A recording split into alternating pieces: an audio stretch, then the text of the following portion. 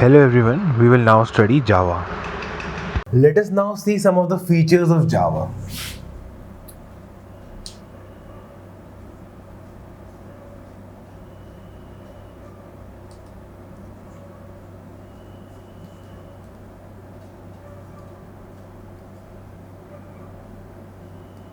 So the first feature is Java is simple.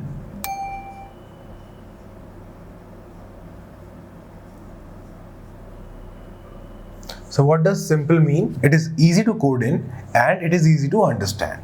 Second feature of Java is that it is object oriented.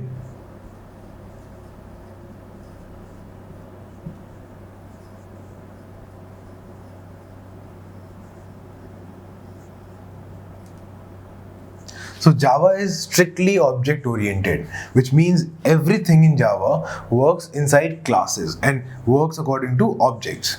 We will study more about objects and classes in further lectures. For now, just understand that Java is strictly object oriented. Third feature is Java is platform independent.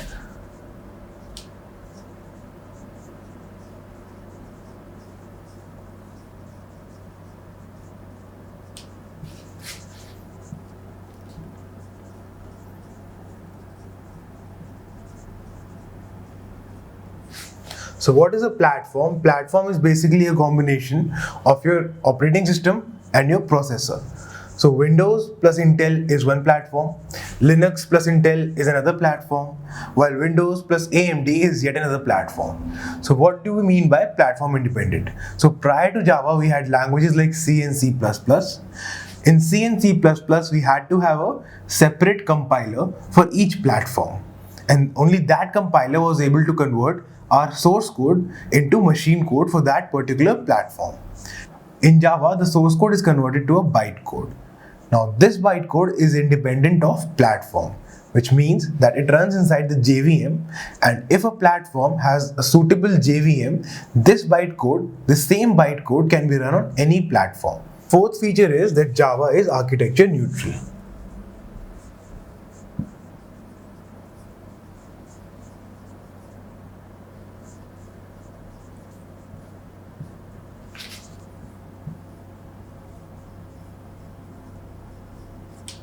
Prior to Java was in languages like C and C++. On 32-bit architectures, the size of int is 2 bytes, while on 64-bit architectures, the size of int is 4 bytes. In Java, the size of int is always 4 bytes. It does not depend on the architecture, and that is why it is architecture neutral. The next feature of Java is that it is secure.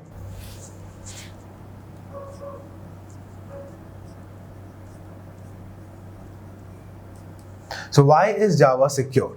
Firstly, we do not have the concept of pointers here, okay? So we do not have access to memory directly.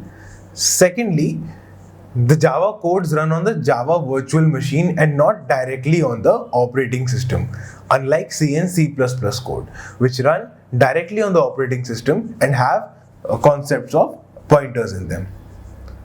Next, Java is portable.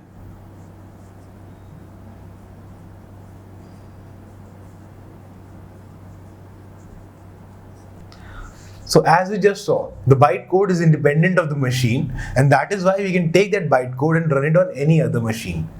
So Java programs are also called as VORA. So that means write once, run anywhere. So if you have the bytecode, you can run it you can run it on any machine. So the next feature is Java is robust.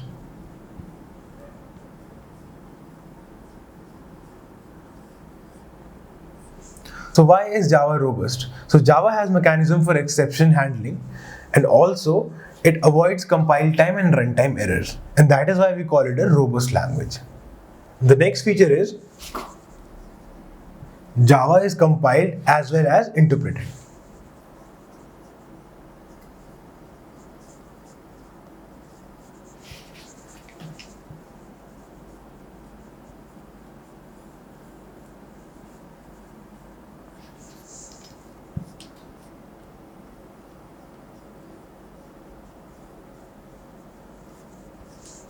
So what do we mean by a compiled language? In a compiler, the whole code is taken at once and converted to a machine language. While in interpreter, the code is taken line by line and converted to machine language. Java is both. So initially, we take the Java source code and compile it to a bytecode. Later on, in the JVM, it is interpreted while running. Now we will have a look at code execution.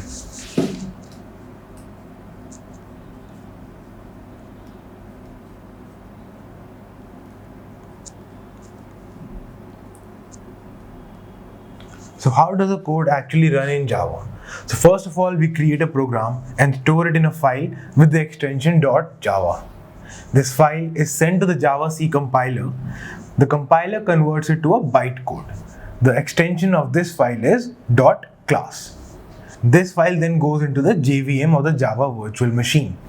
In the Java virtual machine, it is interpreted line by line, while the JIT or just-in-time compiler optimizes it according to the machine. Then finally we see the output on the screen. Now we'll see some basic terminology. The first one is JVM. So JVM stands for Java Virtual Machine.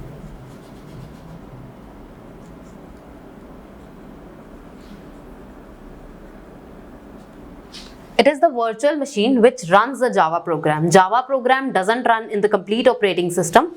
It only runs inside the JVM. So JVM invokes the main method and that starts the Java program. The next term we'll see is JRE. It denotes Java Runtime Environment.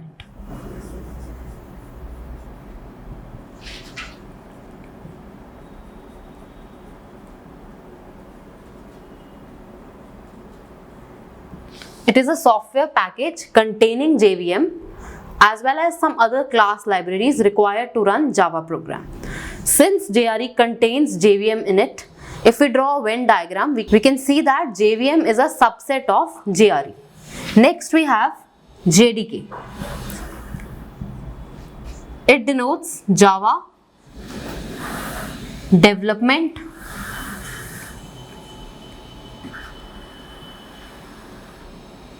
Kit. Java Development Kit is the complete kit containing JRE and some other development tools like compilers, debuggers, etc. So JDK contains JRE, so it is the superset of JRE also. So you can see the Venn diagram. JDK contains JRE and JRE contains JVM. Let us see how we can install Java onto our local computers.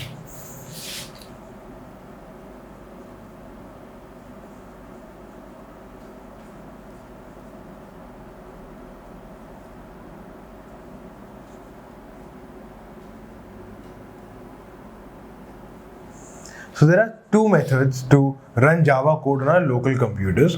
Firstly, through a text editor like Notepad. Secondly, through IDEs like Visual Studio or NetBeans. So we'll cover the first method for now. How do we run our code through a text editor? So to do that, head on to Google Chrome, search download JDK. So the first link you will find will be from Oracle. The same link is in the description below. Click on that link.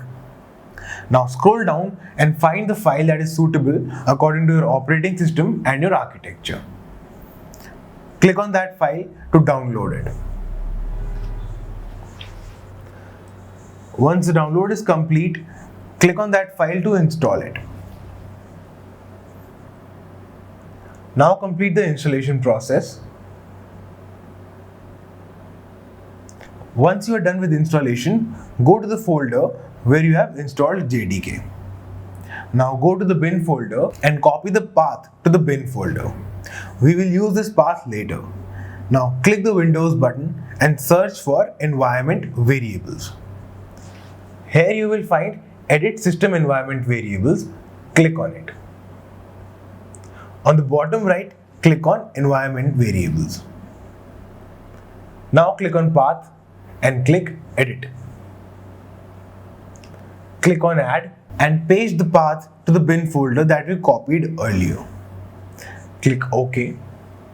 Again click OK and click apply, and we are good to go. In the second method, we will see an example of Visual Studio.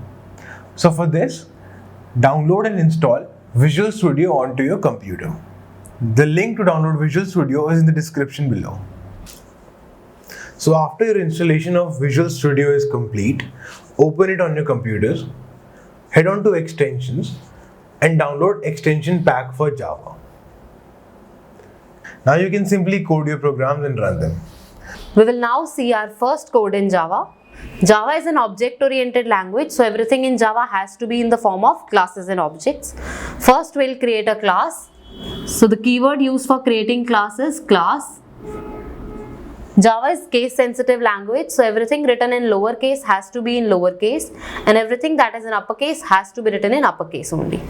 So then we'll name this class. Let us say we name it as example. Then we have an opening curly brackets which denotes the start of a class, and at the end we have a closing curly brackets which denote the end of a class. Inside this class we'll make a main function. So the syntax for making main function is public static void main. This public keyword is an access specifier which denotes that this function main can be accessed from outside the class. JVM runs a Java code by calling this main function. So JVM is outside the class. This main function has to be accessed by JVM, which is not present in the class. So main function has to be public. Next keyword we have is static. If we make any function static, it can be called directly without creating object. If main function is not static, JVM would first have to create object of the class, then call the main function. So every time JVM would have to do this. So main function is made static so that JVM doesn't create the object of this class and it can directly call the main function. Next we have void. Void denotes the return type. So whenever a function completes its execution, it can return something.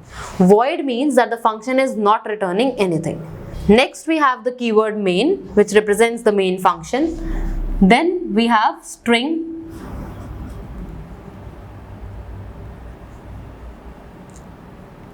args. This denotes a one-dimensional string array with the name args. You can give it any other name also, but by convention we use args. This denotes command line arguments. We'll see that later. Then we have an opening curly brackets which denote the start of main function and a closing curly bracket which denote the end of main function. Now if I want to print anything on screen, we have a function print which is in system class. So I'll write system dot out dot print. System here is the name of a class. Out is an object made in the system class used for printing something on screen. Then print is a function which is used for printing. Inside this, I'll write it with double quotes, hello. So whatever is written in double quotes, it's interpreted as a string and it gets printed on the screen. Every line ends with a semicolon. Here system is the name of a class, so here S is capital. So if we run this code, the output will be hello.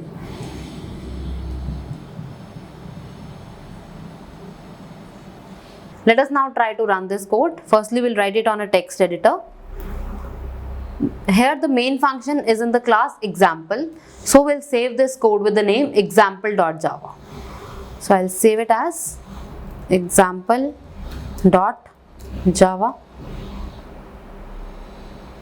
And the extension will be all files. We'll save it. Firstly, we'll navigate to the folder where this file is saved.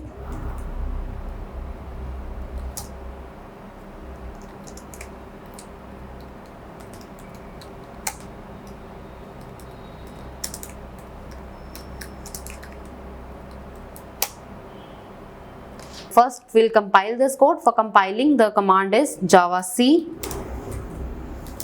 and then the name of the file. So the name of the file is example.java. So now the code is compiled. So you can see inside this folder, we have a bytecode file. The name of that file is example.class. So bytecode has an extension .class. Now we'll run this code. For running, the command is java and then the name of the bytecode. So the name is example.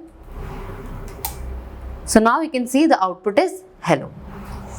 Let us now try to run this code on an IDE. We will run it on Visual Studio. We will now click this run button and the output is shown here. So the output is hello. Now we will study variables.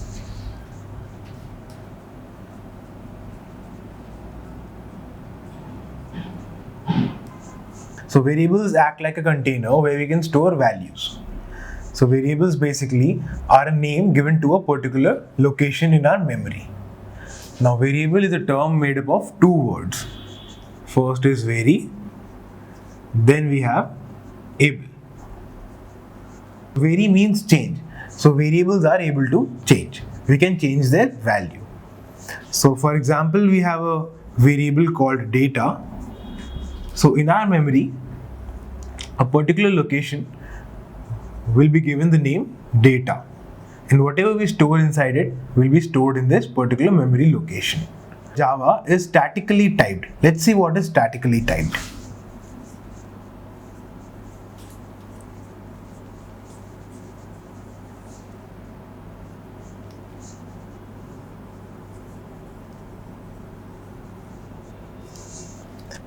In statically typed languages, the data type of the variable must be known at compile time. If we want to create a variable named data and we want to store integer values into it, we declare it like this: int data. So as you can see, we have to specify the data type here. Now this line is called declaration. We have only declared that there is a variable named data and it will contain integer values. The first time we give it a value, this is called initialization. The first time a variable is given a value, it's called initialization. We can do these two things in a single line as well. We can write it like this: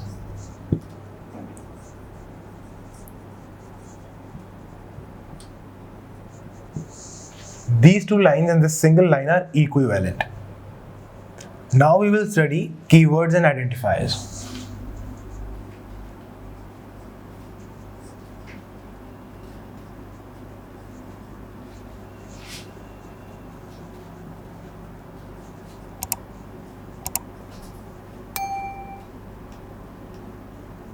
So what are keywords? Keywords are just reserved words in any language that have a specific meaning.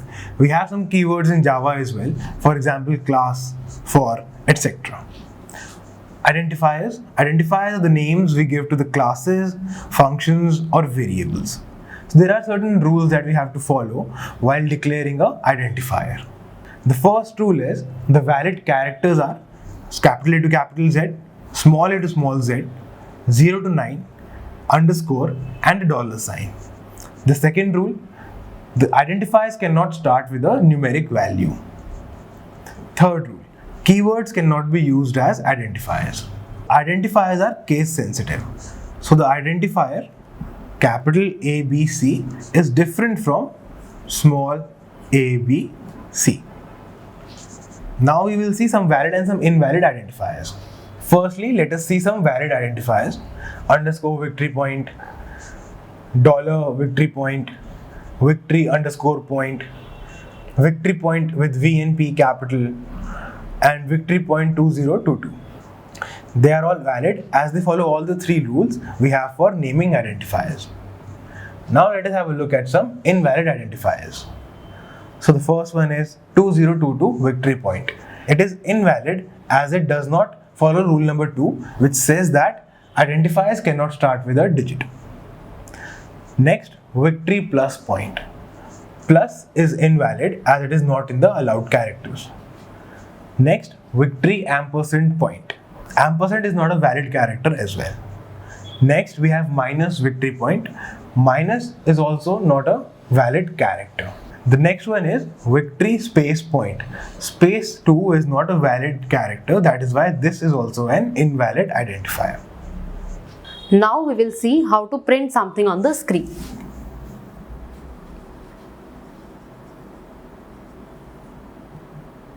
For printing we use system.out.print. System.out.print. In the brackets we'll write the string to be printed in double quotes.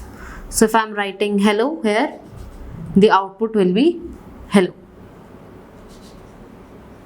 So this is the output. So now if I write in the next line system.out.print world,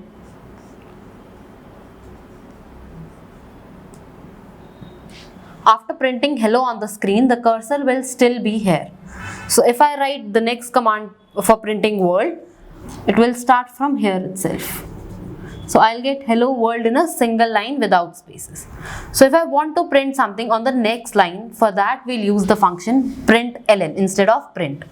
So if I write system.out.println hello, what it does, it inserts a new line character at the end of the output. So it will first write hello on screen and then it will insert a new line character. Here a new line character is inserted, so the cursor comes in the next line. So now if I print world, I'll get world in the next line. So if I use println, we get a new line character at the end of the output. If we use println function instead of print, it writes the output on the screen and inserts a new line character at the end. So now if I write the command for printing world, so if I'm writing system.out.print world,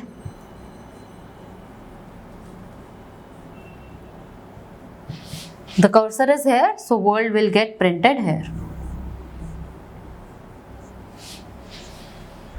Now let us suppose I have a variable a, int a is equals to 5. Now if I write system.out.print a in double quotes, what will I get as output? So in output I'll get a. So if I write anything in double quotes, it is interpreted as a string and it gets displayed on the screen as such. If I want to print the value of a variable, I'll have to write it without double quotes. So I'll use system.out.print a without quotes. So now this a will be interpreted as a variable.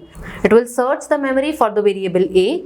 So a variable has value 5. So the output now will be 5. What if I want to write a combination of these? I want to write a string and value of a variable. If I want to write as a is 5, how will I do it? So this part is string and this part is value of a variable. I'll write this part in double quotes and this part without double quotes. So how will I write it? I'll write system.out.print. Inside the double quotes, I'll write a is. Now I have to write the value of a variable, so I'll write a without double quotes. I'll concatenate a string with the variable using the plus sign. So we can concatenate string and variable as many times as we require. We'll just need to use the plus sign. So let's take an example. If I want to write as hello, then value of a variable, let's say a, 5, then world. Now this part is a string, this is value of a variable, again this part is string. So now how will we write it? We'll use system dot out dot print. First we have string, we'll write that in double quotes, hello. Next we have a variable a, we'll write that without double quotes. Next again we have string world, we'll write it inside double quotes. Now this string and a variable will be concatenated with plus. Again a variable and a string will be concatenated with plus sign. So we can concatenate a string and a variable as many times as required using a plus sign. Sometimes we might need to print the output in a specified format. For that we used formatting of the output.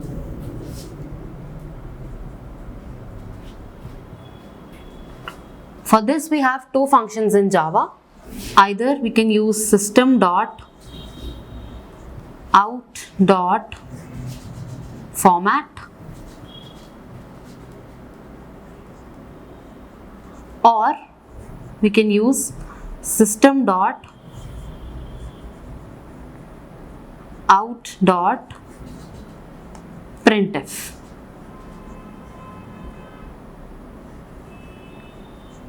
Both the functions have the same functionality and you can use either of them. So the format specifiers which we use are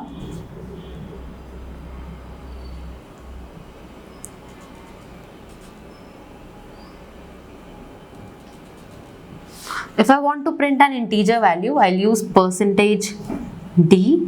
This is used for printing integers.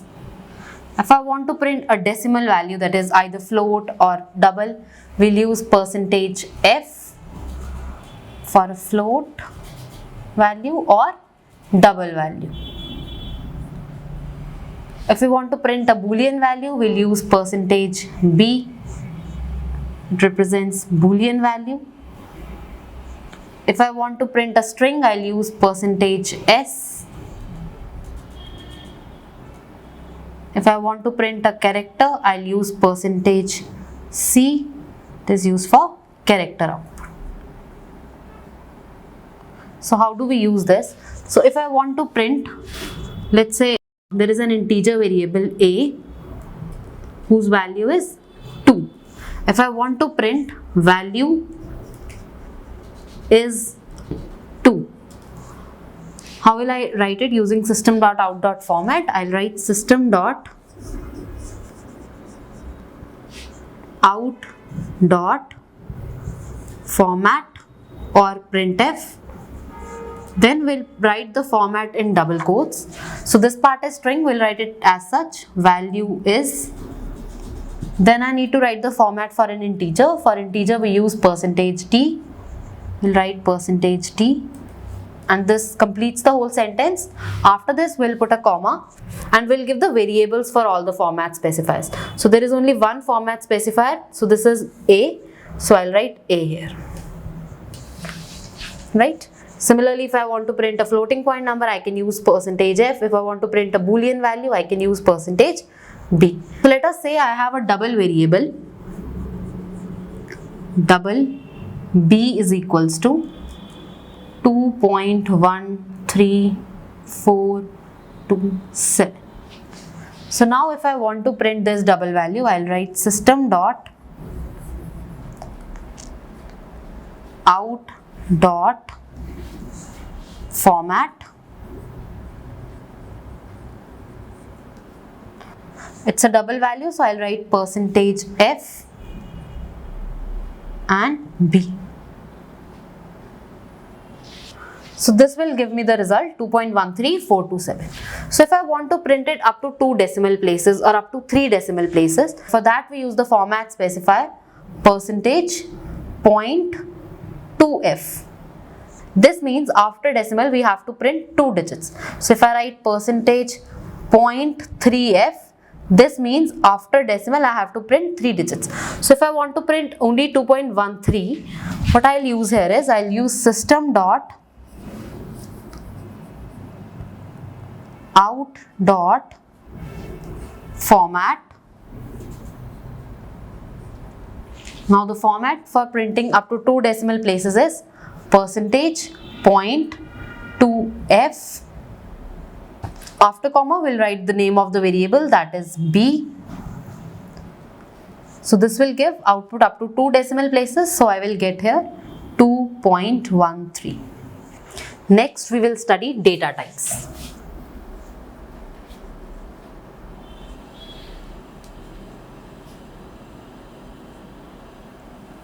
The data type of a variable represent what type of data can be stored in that particular variable. So in Java, we have primitive as well as non-primitive data types. First, we'll see primitive data types and then we'll move on to the non-primitive data types. In primitive data types, first data type we have is Boolean. It is used for storing true and false values. The next data type we have is char. It is used for storing a character. It can store any Unicode character. Next, we have integer data type. In integer, we have 4 different data types: byte, short, int and long.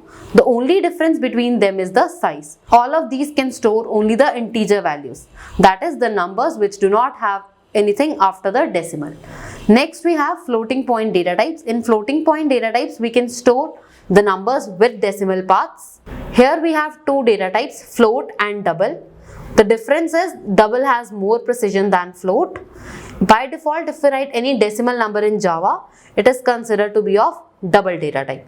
Since Java is architecture neutral, the sizes of all these data types are fixed irrespective of the compiler we are using. So in this table, you can see the sizes of each of these data types and the default values. What do these default values represent? They represent if I declare a variable and I do not initialize it, by default it will get the default values. For example, the default value of int variable is 0. So if I declare an int variable and I do not initialize it, I directly print it, I'll get 0 on. So if I declare an integer variable, I do not initialize it, 0 will be stored in that variable. Let us now try to see the ranges of these variables. Let's say I have a byte variable. What is the size of byte variable? It is 1 byte. That means 8 bits. So if I have 8 bits to represent a number, how many numbers can I write? I can write 2 raised to power 8 numbers. In 8 bits, every bit can be 0 or 1. So in total, we can have 2 raised to power 8 numbers. In these 2 raised to power 8 numbers, we'll have 2 raised to power 7 negative numbers and 2 raised to power 7 positive numbers. So these positive numbers starts from 0. So from 0 I can write up to 2 raised to power 7 minus 1. That means from 0 to 127. In negative numbers I can write from minus 2 raised to power 7 to minus 1. This is minus 128 to minus 1. So in total, the range of this byte variable is from minus 128 to 127. So if I have a byte variable, the maximum value it can store is 127 and the minimum value it can store is minus 128. So if you want to see maximum and minimum value of any variable, you can use max value or min value. For example, if I want to see the maximum value of integer, I can print integer. Here integer is a class, integer dot max value. So this gives the maximum value an integer variable can store. If I want to see the minimum value, I can write integer dot min value. I can see this maximum and minimum value for any data type. Next, we will see typecasting.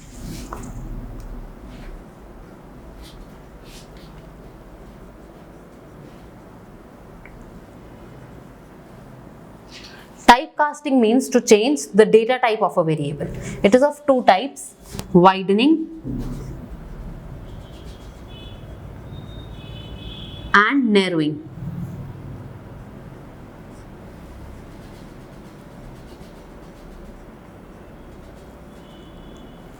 Widening typecasting is converting a smaller data type to a larger data type, and narrowing typecasting is converting a larger data type into a smaller data type. So widening data type is done automatically by the compiler.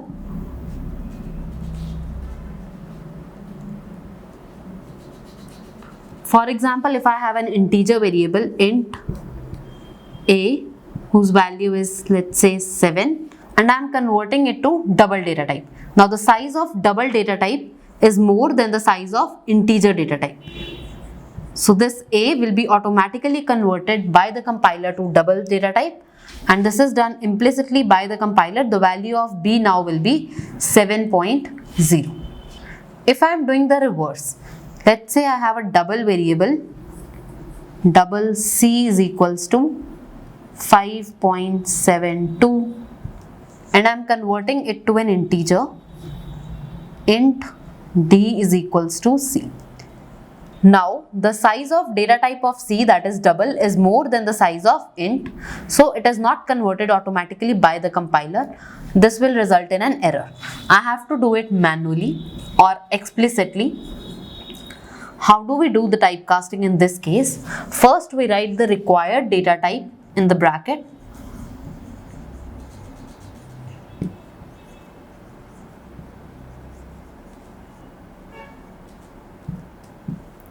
And after that we write variable name.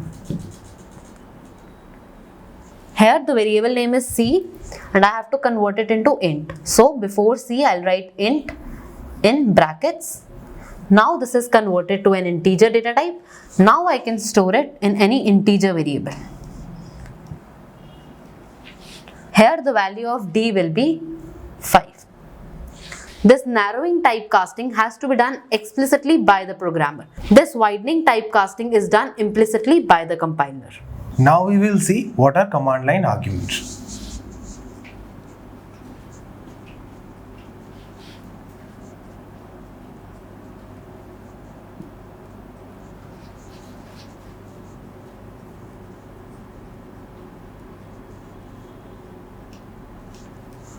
So when we declare the main function, we pass a parameter to it.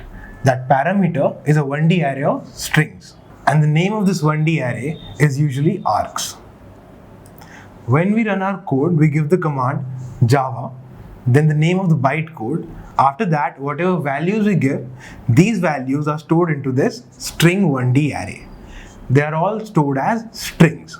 So for example, if we have hello world 23 and false, they are all stored in the 1D array args. So we can access these values in our code through their indices in the args array. So indices of any array starts from 0. So at the 0th location we have hello, at first location we have world, in the second location we have 23, and in the third location we have false. All these are stored as strings because we have the string array here. Now we will see how to take input from user.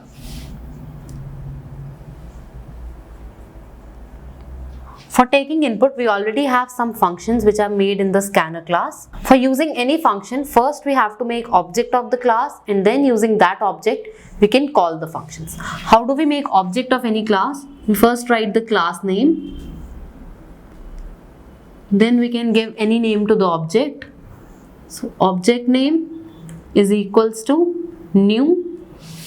New is a keyword which is used for giving the memory to this object. Again class name, and then we can give some arguments to the constructor of this class. Now this object is made, we can access any function using this object. We'll use object obj dot function name.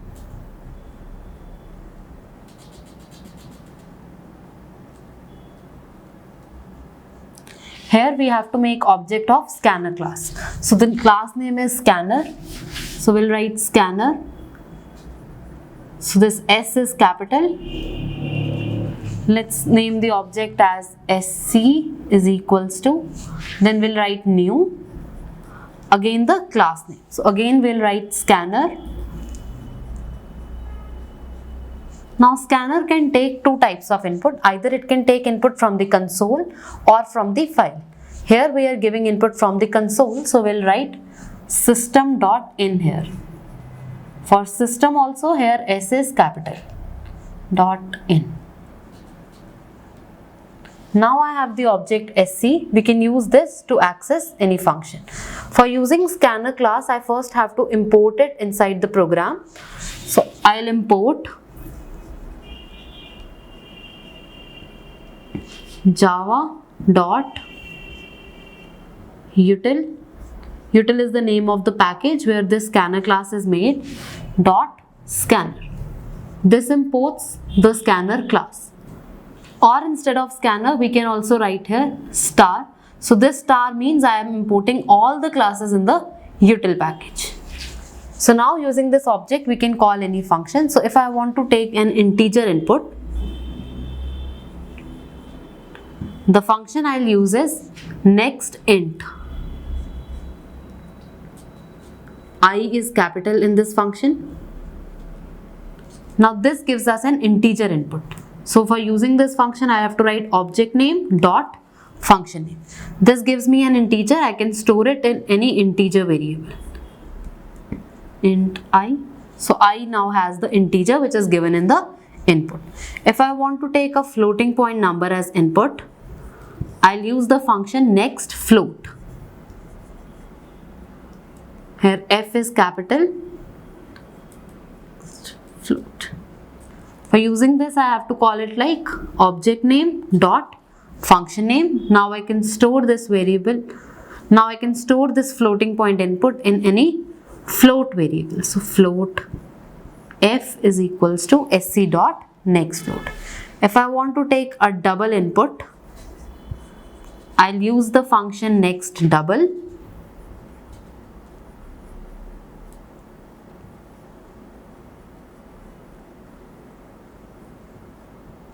I'll call it as sc dot next double and I'll store it in a double variable. Let's say double d. Right? If I want to take a boolean input, I'll use next boolean. B is capital. I'll call this function using sc dot next boolean and I'll store it in a boolean variable. So let us say boolean b is equals to sc dot next boolean. Now if I want to take string input, for string I have two functions, next and next line. Either I can use next or I can use next line. Here L is capital. I can call this function using sc dot next and this also has sc dot next line. Both of these are used for storing string input. So let us say I store first string in string s1 and the second string in string s2. So now what is the difference between next and next line? If my input is good, there are no white space character in this input. Both of them will store the same string in them. S1 will store the string good, S2 will also store the string good. Now if my input has a white space character in between, so if I have good space morning, in case of S1, which is taking input using sc dot next function, the next function terminates at white space character. So it sees a white space character here, so S1 only stores good. Whereas in case of S2, I am using next line. It terminates when it sees a new line character. So here there is only a white space character, so it will not stop here. The complete good morning string is stored in S2. If I want to take a character input,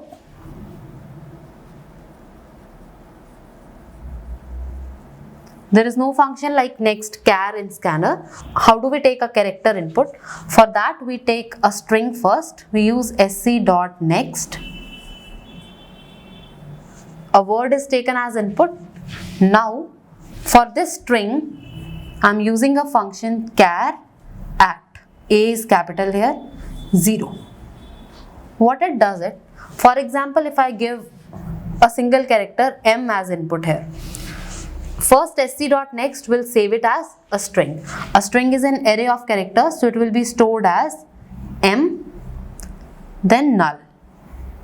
So array indexing starts from 0, this is index 0, this is index 1. So now char at 0 extracts the character present at index 0. So at index 0 I have a character M, now a character M is extracted. Now this character can be stored in any character variable. Let us say char C. Now C has the character M saved in it.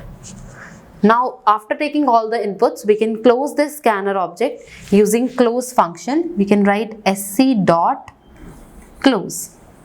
This closes the scanner input. After this line, I won't be able to take input using this object. This line closes the sc object. Now I cannot use sc object in the subsequent lines for taking input. Let us take an example. Suppose the input given is good morning. This is a string. Then in the next line I have an integer input 23. Then in the next line I have a boolean input true. How do we take this input? For taking input, first we will have to make object of scanner class. So we will write scanner sc is equals to new scanner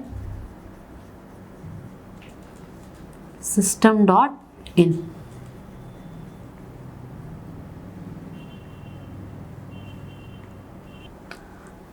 The first input is a string with a white space character, so we would have to use next line.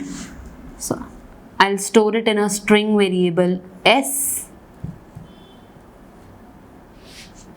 dot next line.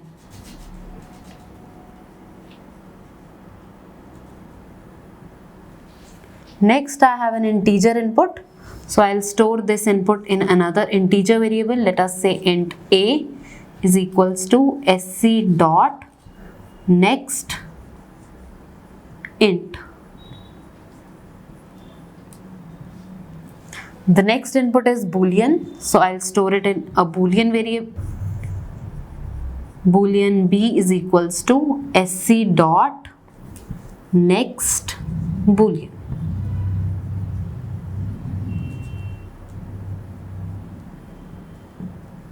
Now I have taken the input, so I will close the scanner object using sc dot close. In this case, S will contain good morning string, A variable will contain the value 23, B variable will contain the value true. One important point here is when we have to use next line after any other function. For example, now my input is, first I have a double variable, let us say 23.5. Next I have an integer input 12, and then I have a string input, let us say good morning.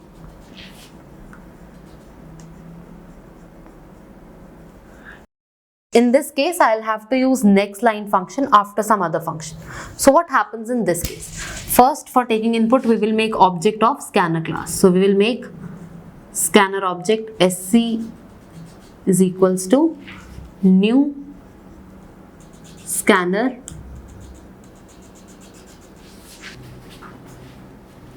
system.in.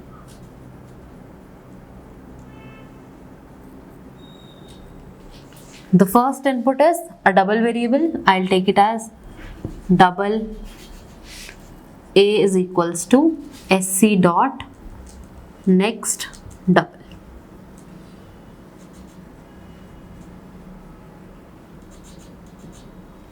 So with this line, 23.5 is stored in A. Next I have to take integer input. For that I'll use int b is equals to sc dot next int.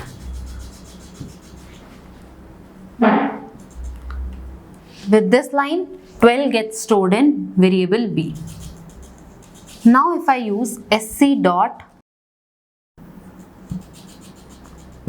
next line. What happens here is, I have taken 12 as input. New line character here is still not processed. Next line function consumes the new line character only, so no string is saved here. When I have to take this input using next line, first I'll write sc.nextLine. This will store empty string in it. Only the new line character will be here. And then I can store this string in a variable s using sc.nextLine. Now in this case, in the string s, I'll get good morning.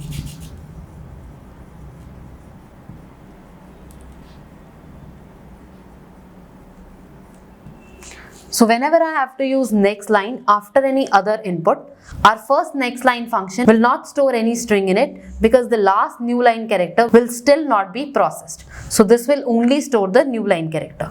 And then in the next call to next line function, the string input will be stored. Now let us head on to the MCQs.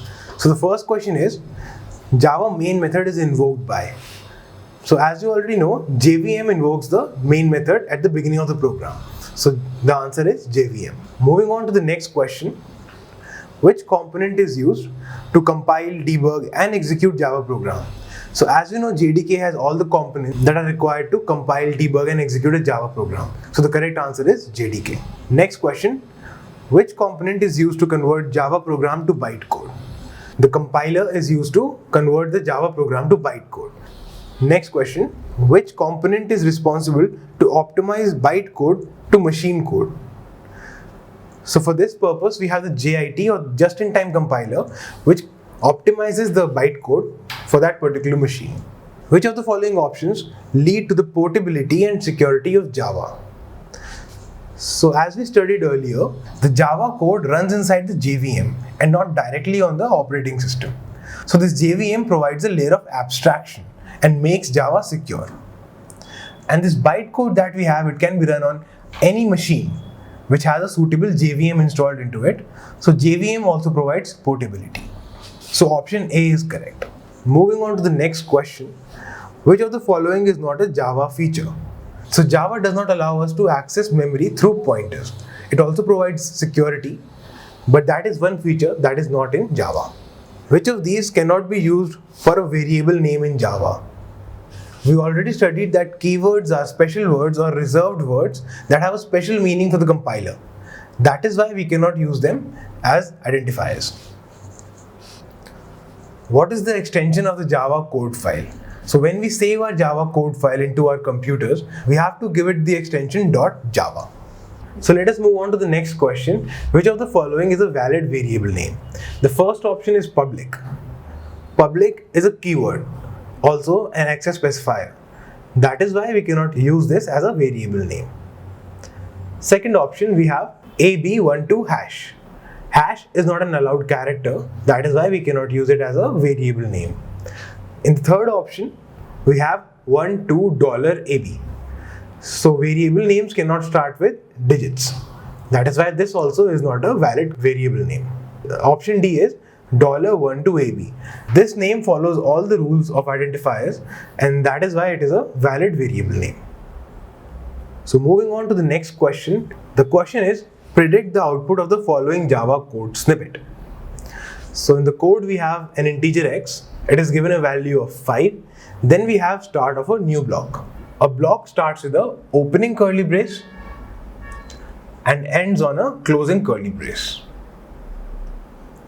If a variable is defined inside it, it can only be accessed inside this particular block, from this line to this line. It cannot be accessed from outside the block. So inside the block, we have defined and initialized a variable y with the value 6. Then we are printing the value of x and y. It will get printed, no issues. Outside the block, we have another line where we are trying to print the value of x and y. As we just saw, the variable that is defined inside the block cannot be accessed from outside the block. That is why it will give us a compilation error, as variable y cannot be accessed from outside the block. So the next question, Which method is given parameters via command line argument? The main method is given parameters using the command line arguments. Moving on to the next question. Which of these data types is used to store command line arguments? So when we declare our main function, we declare it as public static void main string args. So we know that this 1D array of strings is where all the command line arguments are stored. So command line arguments are stored in an array of strings. So the next question is, how many arguments can be passed to the main function? There is no limit to how many arguments can be passed. That is why the answer is infinite. Next question, which of these is a correct statement about args in the following line of code? So args is a string, incorrect. Args is a character, again incorrect. Args is an array of strings.